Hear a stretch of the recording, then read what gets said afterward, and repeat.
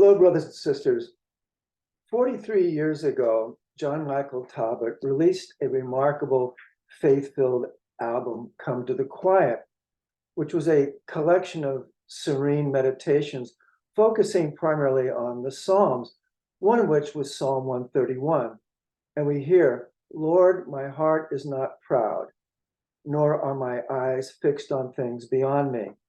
In the quiet, I have stilled my soul. Like a child at rest on its mother's knee, I have stilled my soul within me." You can get that song as well as the other songs on YouTube. I really encourage you to look it up. So, I have stilled my soul within me. Oh, how difficult it is to be still. How so? To begin with, it seems like we are surrounded by a wall of endless chatter.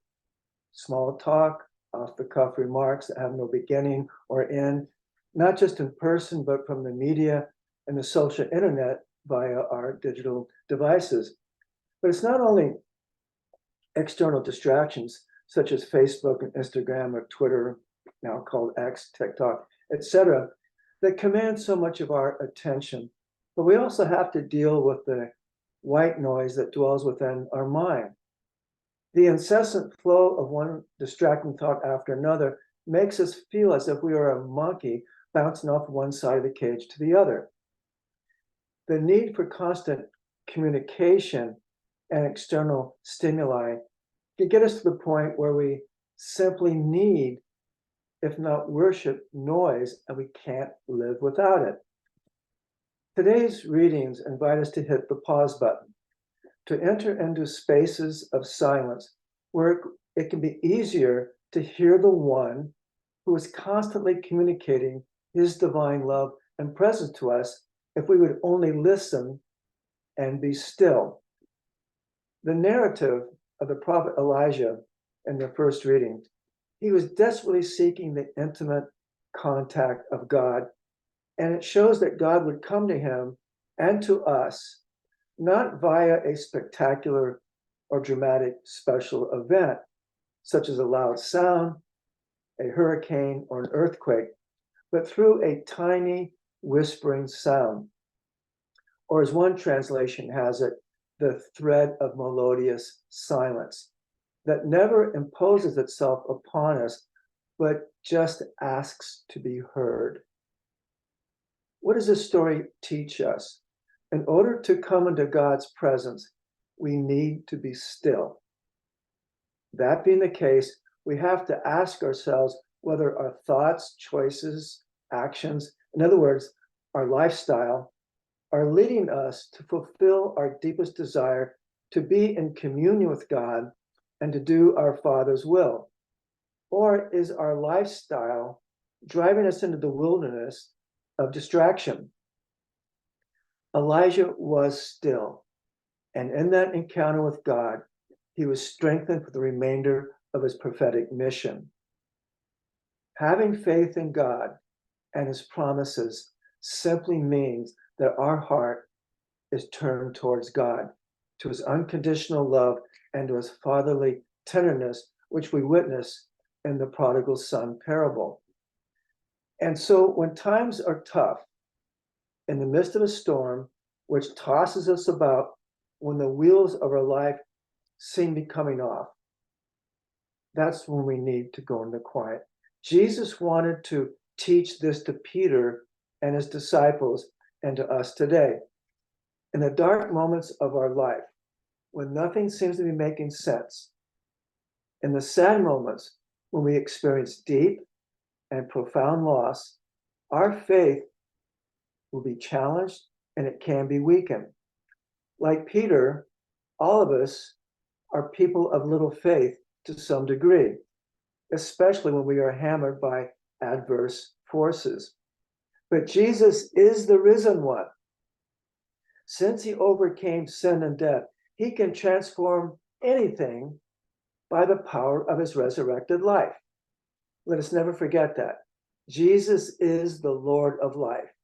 He is life itself. And he passed through a very horrible death in order to bring us home to safety, to home. Even before we reach out to him, he is already there, right beside us. Jesus is never MIA. And if we doubt him, fall back on our own egoic strategies to get control of our lives, he will lift us back up and strengthen us to grow in faith, especially through the sacraments. Sometimes life just gets too hard and we cry out, Lord, Lord, where are you in this mess, in this chaos? We think that he's far away, but he's not. If we go into the quiet and experience Jesus, we can say with Julian of Norwich, all is well. All matter of things are well. Why? Jesus is here and now. He is the great I am in the flesh.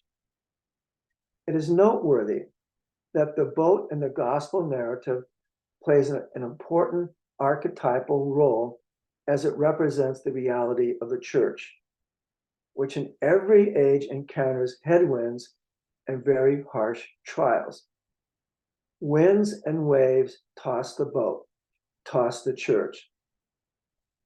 Anybody with a modicum of church history knows the truth of this. The church must weather contrary winds and storms and our historical moment, which threatens to capsize it. In situations like this, we may be tempted to think that God has abandoned her. But it is precisely in those moments that we give witness to our Catholic faith, the witness of love, the witness of hope that shines in the darkness. Make no mistake, what saves the church is not the courage and quality of her members, but it's faith in Jesus and his word that will get us through anything. If the church returns to her center, which is the heart of Jesus, we can traverse any stormy sea. As we dwell within Jesus, he can do through us that which seems impossible. As Peter, the first pope of the church, was floundering in the sea, Jesus reached out his hand to him, just as he does to you and me in the year 2023. Peter grasped his hand to come closer to Jesus. And as he did, he found his true center, where Jesus's contagious courage dispels all fear. He did that with Peter, and he can do it for you and I if we let him, if we come to the quiet. Amen.